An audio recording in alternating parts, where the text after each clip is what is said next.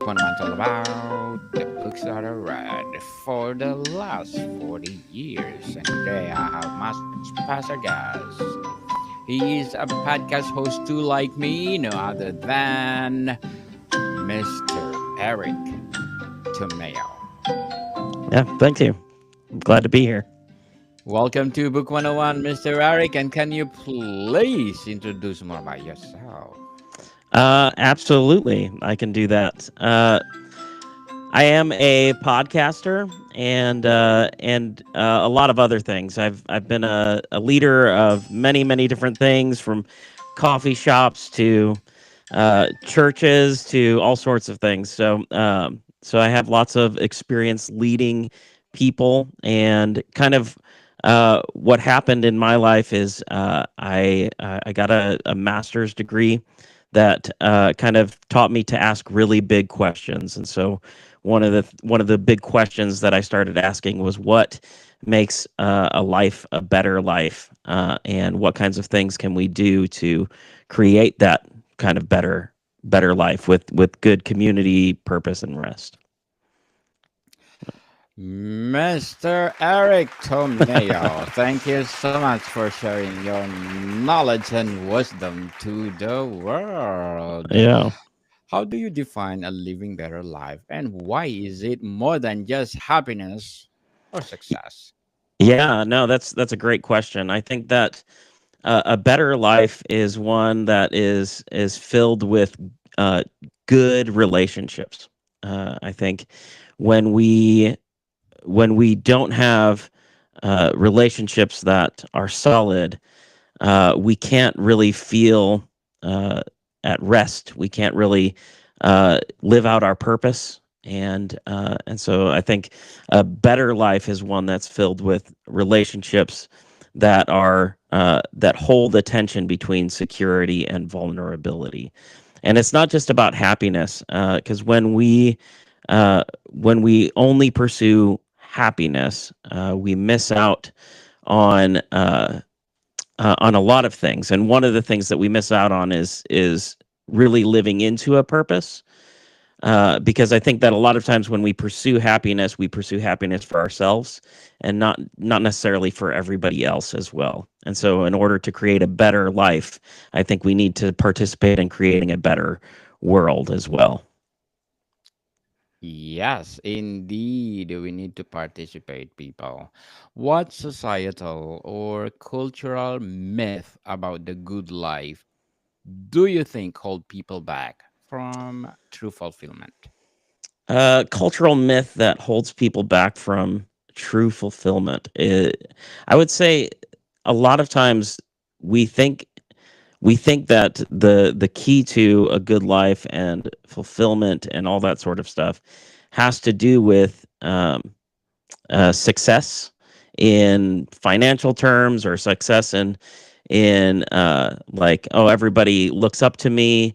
Um, and what happens is we start to pursue those things over and above everything else, and we miss out on this tension that I talk about a lot in my podcast. It's not just about gaining security for yourself, wealth and things that protect you. It's about sharing that security with other people. And so, in order to achieve true fulfillment, I think that we need to take whatever security we have, and we need to pass it on to somebody else. And so we need to become vulnerable to other people, and not just secure in our own accomplishments and our own uh, possessions and things like that. Very well said, Mr. Eric. Very well said. Beautifully articulated. Thank you. How does how does embracing imperfection or vulnerability play a role in living well? Yeah, so we aren't perfect, and we don't live in a perfect world. Um, our relationships are never going to be 100% perfect. Um, But I think that when we acknowledge that and we say, okay, I don't have it all together, um, we can lean into the vulnerability that other people are offering us. So I think that a good relationship, like when you think about a relationship between a spouse, right? It's a relationship that's built on this tight wire act of maintaining security and boundaries within yourself, but also exposing yourself to that spouse in vulnerability and hey look, I'm not perfect, these are the things that aren't perfect about me, and allowing them to do the same thing. And so a good relationship balances those things, so I'm about as secure and vulnerable as my spouse is secure and vulnerable, and there's not a huge imbalance in that. But the only way I think to achieve security in our lives is to be exposed to other people's vulnerability, and to expose our vulnerability to them as well. Uh, yeah. So What non negotiable daily practices do you believe lay the foundation of or for a better life? a non-negotiable practice, I think, is really just finding ways uh, that you can step into somebody's life and offer them something better for their life. Um, and so a lot of times what that looks like if you're a leader of a company or something like that, that's getting out of your office and going into the big room with all the cubicles and hanging out there and allowing yourself to just kind of step into whatever needs to be stepped into, whether it's like, oh man, that trash can is overflowing. If you as the boss go and you're like, okay, I can take this trash can and fix it, um it shows, hey, like I know that I am just like you. I'm a human being, you're a human being.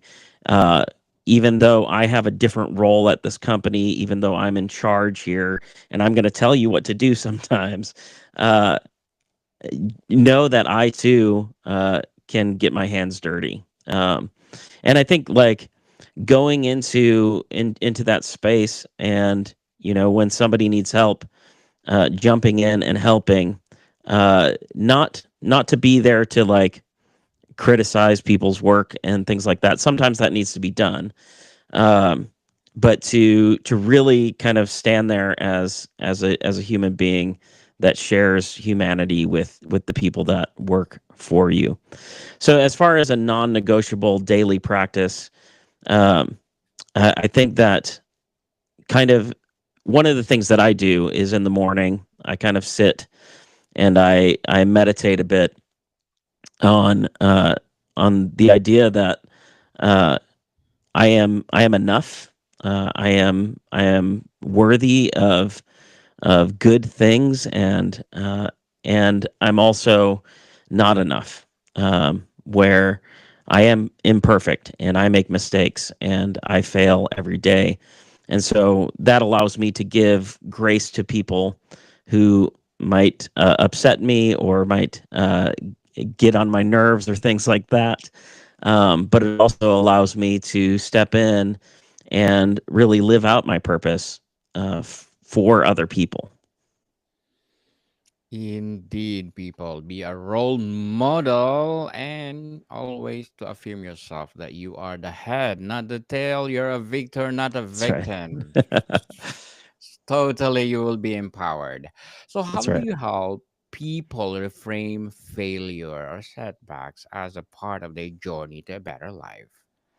Yeah. So when I was a kid, there was this time where I joined a band called Gilby and the Quagmires, and uh, I had just started learning the guitar, so I wasn't so great at playing the guitar. And it ended up we played one gig, and I couldn't play a couple of the songs, and so I waited for Mark, the other guy in the band, to call me and tell me we were going to practice. And a few months later, I caught up with him. I was like, "Hey, Mark, when are we going to practice?" And he kind of hung his head and said, "Oh, we have been practicing. We found somebody else that can play all the songs." And so I went home that day, dejected and sad. I was in the ninth grade, and my dad came in, and he sat across from me. He's like, "What's going on?" And I didn't really want to tell him, but eventually it came out. I got kicked out of Gilby and the Quagmires. And I don't remember exactly what he said in that moment, but one of the things that he said was something along the lines of, "You have a story to tell, but you are the author of your story, and your story doesn't end until you say it ends." And I've lived Yes. by that. I've lived by that advice ever since then, right? Where when you get in a jam, when you fail, when you mess up, um, it can't. You can say, "Okay, I'm not going to do this anymore," if that's the route that you need to go. Uh, but you don't have to, because you are the author of your own story. And there's some things you can't control in your story, right? You have to kind of go with the punches and find what works for you uh, sometimes. But when you get to that what seems like a dead end, uh, you're the author, so you can say it's not a dead end. It's like every book that you read, every story that you look at. Uh, the whole first half of the book is the hero failing over and over and over and over again. And we don't stop in the middle of the book because the hero keeps failing. We read all the way to the end because we know that in the end, he's going to succeed. And if you know that, then all of the things that lead you to that success, all of those failures that you had in the past, they're just a part of that story, and they're just what gets you to the next part of the story. And so yeah, so it's just about uh, realizing, hey, there's things I about this I can control, and I can continue the story if I want to. Try and try until you succeed, people. That's Don't right. give up. Don't give up. Mr. Eric, what strategies do you recommend for breaking free from comparison or societal expectations? Um, so with comparison, I think that when uh, I heard Benjamin Franklin said this. I don't know if that's true or not, but comparison is the thief of joy. Yes. Um, that's a great quote. But the idea is when we compare ourselves to other people, we always come out on the losing end, um, and that's not fair. That's not right. Yes. That's not something we should be holding on to. I think that when we find ourselves comparing ourselves to other people, we just need to remind ourselves that this is our story, that's their story, and our story is going to look different. And if it looked the same as the other person's story, um, it wouldn't be as fun when I come out on the on the winning end, right? Yes. Yeah. So Very well said, Mr. Eric. thank Very you. well said. How can people identify and challenge the limiting belief that keep them stuck? When you have some sort of a limiting belief, I think that you need to uh, kind of step back for a minute and really reassess, like, what is it that you want out of life, and what is the next step that you can take, because we never know where we're going to end up. I think that there's a sense in which it's easy to say, "Oh man, I want to go to I want to go to this place, wherever that place is." I want to make $1 million, or I want to lead a Fortune 500 company, or something like that. Um, and you're always going to have that imposter syndrome that kind of pops up and says, "Well, I'm not enough." And the truth is, like, none of us are enough, but we are all enough as well at the same time.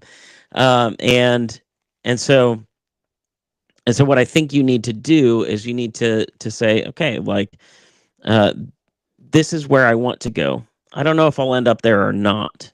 I want to pursue that with everything that I have and everything that I've got.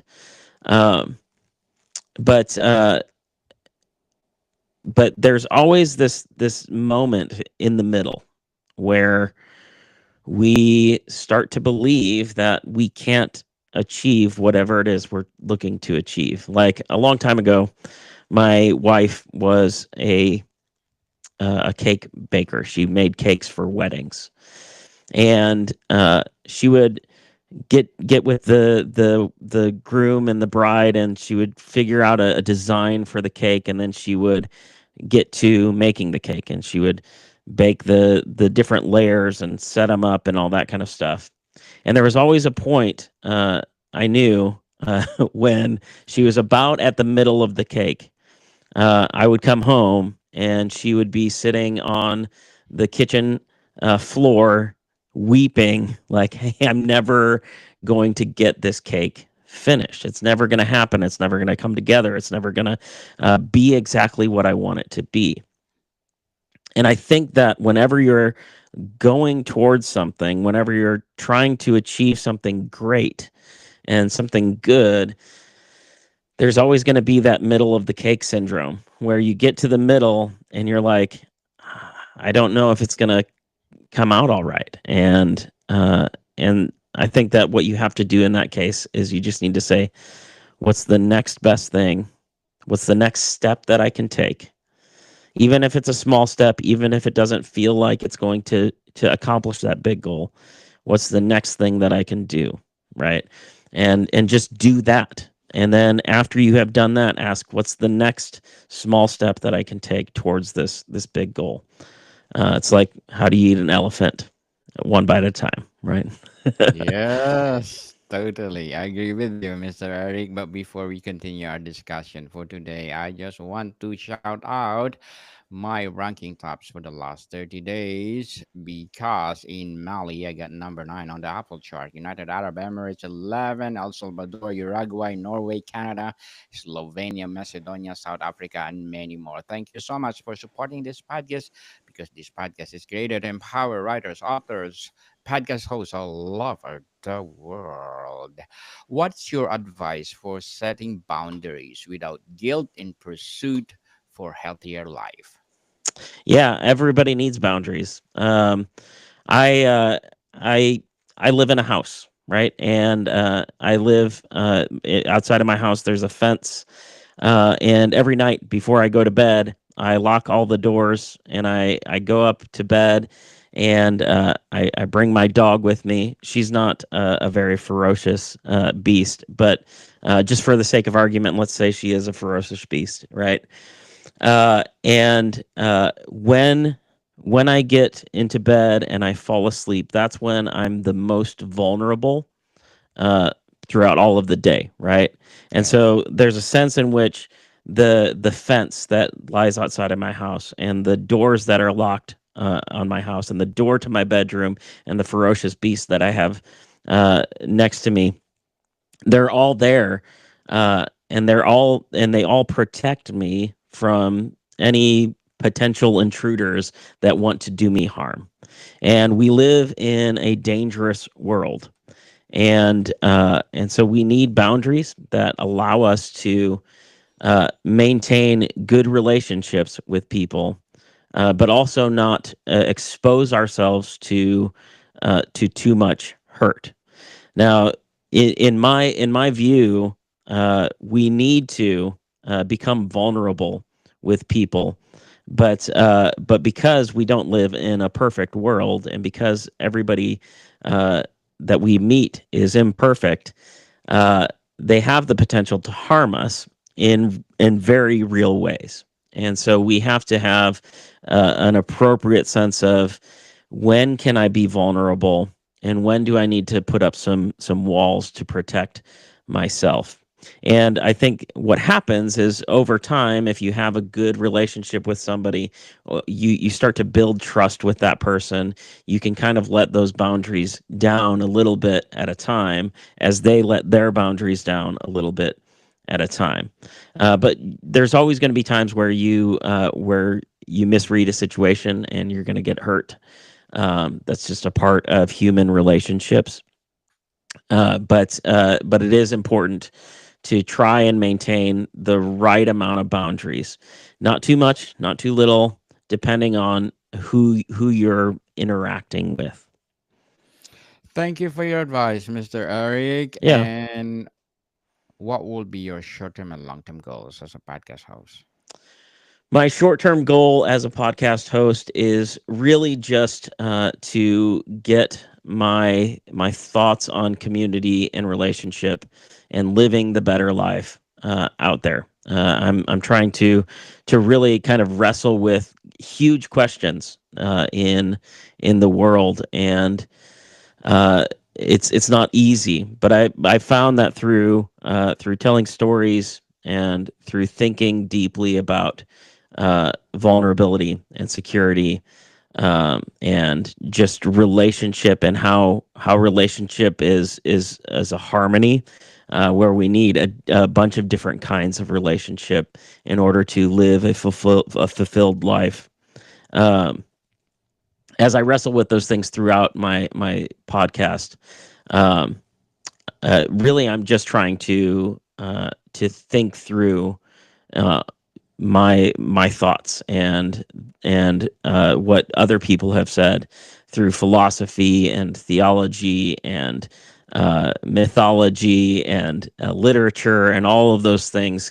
I'm trying to bring all of those strands together to tell good stories and to really impact the world with a message of true community purpose and rest. But my long term goal is really to expand my thinking out and to write a book and get it published, and then do some speaking as well.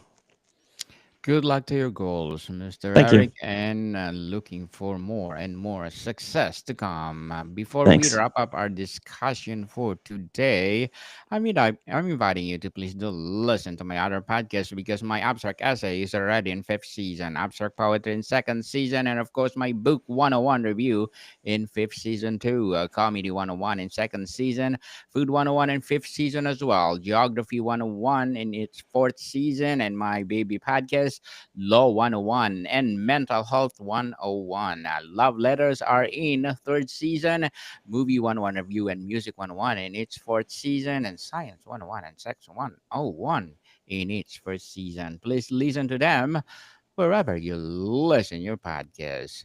So, Mr. Eric, how does or if you could share one mantra or principle that encapsulate your approach to living better life, what would it be? Uh, a big quote that I live by is be present and respond, um, and the story will continue. So that's really it. Be fully present with people. Um, Respond when they respond to you, and when that happens, you create a relationship. That's what a relationship is. It's just presence and response. And the more you do that, the longer that relationship will go. Now, obviously, sometimes their response back to you might be in anger. They might be not happy with you. But I think that it's important to just sometimes just be present with people. There's a story that John Green, an author, tells about. He used to be a chaplain at a children's hospital, and a mentor once said to him, he went into this room where this child was dying, and he's trying to figure out what to say. Um, and and his mentor took him aside, and he's like, "You don't really need to do anything here." He said, "Don't just do something, stand there," right? um, as opposed to don't just stand there, do something. He's saying sometimes you just need to be present for people. They're going through hard things. They have to live in this imperfect world as well. They need somebody else to come by and say, "Hey, listen, I can be vulnerable with you. I can be present with you. I can respond to where you're at." Um, and when you do that, you'll keep going, and it's good. Indeed, Mr. Eric Tomeo, thank you so much for sharing your knowledge and wisdom to the world. So, can you please invite our listeners to support your podcast itself? Yeah, the podcast is called The Better: True Community, Purpose, and Rest, and you can find it on any place that you listen to podcasts, Spotify, Apple, all that stuff. So yeah, Yes, people, let's support Mr. Eric Tomeo because if you support him, more and more and more empowering episodes to come. So, Mr. Eric, thank you so much for your time. thank you. Bodycon people, see you soon.